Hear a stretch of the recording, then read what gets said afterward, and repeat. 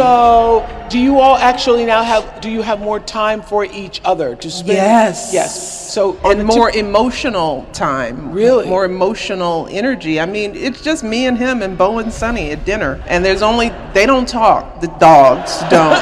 So we're looking at each other. And you're celebrating 28, right? It'll be 28 this 28 year. years. Yeah. Now, that's real time. Your husband recently posted a message. You all see this message that he posted on Michelle's birthday on social media, and he said that in every scene, you are my star.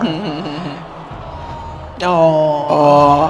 And you have called him your soul-affirming partner.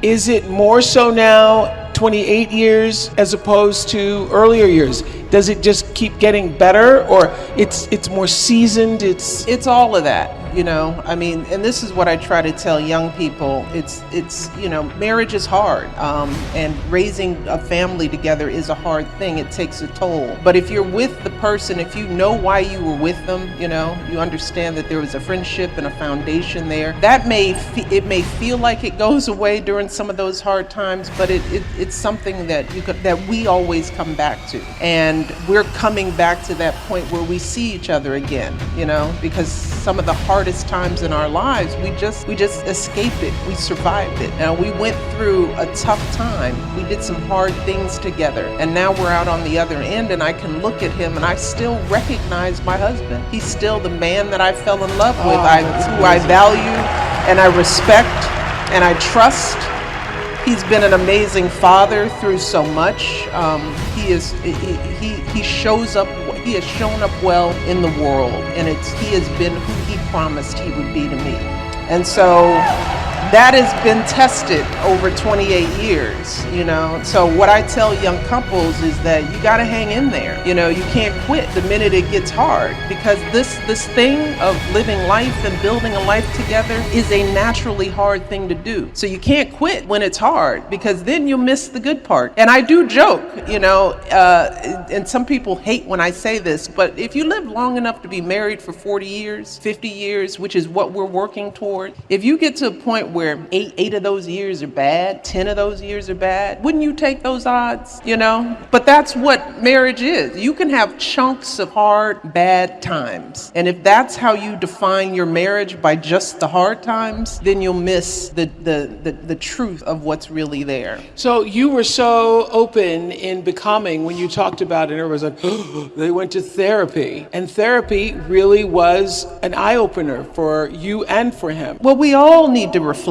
And it's very hard to do it in a marriage with the person you're trying to work on. Sometimes you need an objective person to just hear you out, you know? You may not be right. You may just want to get it out and have him sitting there listening to you get it out. Sometimes that helps. It's like, I don't know if you heard me. What did it teach you about yourself? I talked about this. It taught me that I am responsible for my own happiness, that I didn't marry Barack for him to make me happy. No one can make me happy, you know? So my disappointments were about what I thought he should be doing for me, giving to me, when I hadn't really done the work to figure out what did I want and how do I go after what I want on my own. You know, if I'm going to show up equal in this partnership, I have to be able to make myself happy. And so I had to stop focusing on what he wasn't doing and start thinking about how to carve out the life that I wanted for myself, with or without Barack. And the more I did that, the more I succeeded in defining myself for myself, the better I was in my partnership. And isn't that for you the cornerstone of your own wellness program, is defining your own happiness and working towards that? Well, one of the things I said this earlier, what I tried to tell my girls is walk your walk. You know, that's been my mantra. One thing I do every year, I started doing right after the White House, is taking a retreat. And I think some of my girlfriends who've gone on a retreat, we go to this place where you're essentially walking for 4 hours. It's hard. And my friends who don't know what it is are usually mad at me by the middle of it. That's that place where you get up at 5 in the morning. Exactly. And one of the lessons of walking for that long, because it's rare that you have to walk, and these are hikes, this is up mountains, streams and downstreams and valleys, and all you have is a camelback with some water and some hikers telling you water, water, water, and you're just like, shut up. Just shut up with that water. When is it over, this hike? But you're hiking with other people, and what you realize is that not everybody has their own way of hiking. Some people can get up the mountains fast, some people are fast on the flats, some people are slow and methodical about how they walk. And I always found that when I was not enjoying my walk is when I was comparing my walk to somebody else in the group. And I had to sort of start telling myself over these 4 hours, stop comparing yourself to the person walking ahead of you or behind you. Walk your walk. Do your walk. Why are you here? How fast do you need to go? How fast do you need to take that incline to get through it? Because if you do what she did in front of you, you won't make it.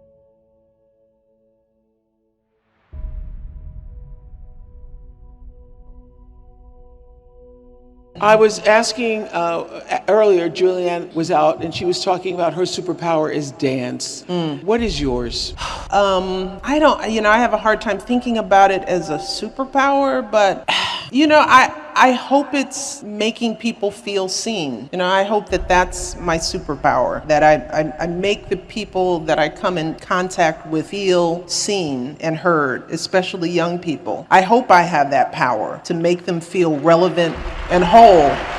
And deliver to them what I didn't have when I was that age, like the sense of importance and relevance in the world. I hope that's my superpower. I hope my superpower is empathy. I try very hard, even in these times, to understand what people are going through when they're angry or hateful or when they're doing things that just don't feel right. I try to stand in their shoes and say, there's got to be something, there's got to be a context that I can understand that helps me see how you see the world so that I can connect with you on some level. And I think that's one thing that's missing in all of us, is just the ability to stand in somebody else's shoes and understand their pain, their hurt, their fears, their loss, and to see them beyond their anger. I think empathy is your superpower. And I'm also wondering, every time we see you, I've seen you out since 2016, you look like,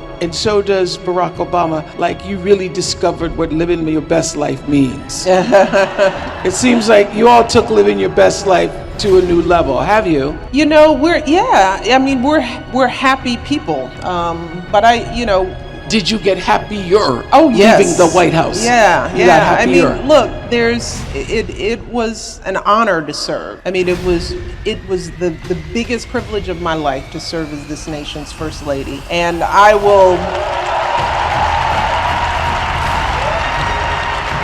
will continue to work to try to be a person of service, to try to make sure that my life means something to somebody else. But those 8 years were hard. It's a hard job and it takes a toll. So anything after that, it's like they look really happy, and it's like,